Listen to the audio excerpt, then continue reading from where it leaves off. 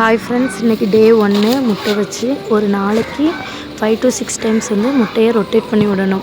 ரொம்ப ஜென்டிலாக ரொட்டேட் பண்ணணும். ரொட்டேட் பண்ணும்போது ஒன்றோட ஒன்று இடிச்சிக்கக்கூடாது. அப்படியே இடித்து டேமேஜ் ஆகிடாமல் பார்த்து ஜென்டிலாக ரொட்டேட் பண்ணணும்.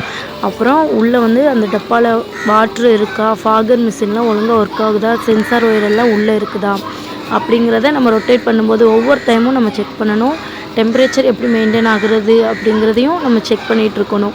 ஒவ்வொரு 2 hours 3 hours ஒன்ஸ் ரொட்டேட் பண்ணும்போது டெம்பரேச்சரை செக் பண்ணணும். 37 to 37.5 வந்து ஹீட்டு அது மெயின்டைன் ஆகும். ப்ளஸ் அந்த ப்ளூ கலர் லைட் வந்து ஈரப்பதம் அது மெயின்டைன் ஆகும்.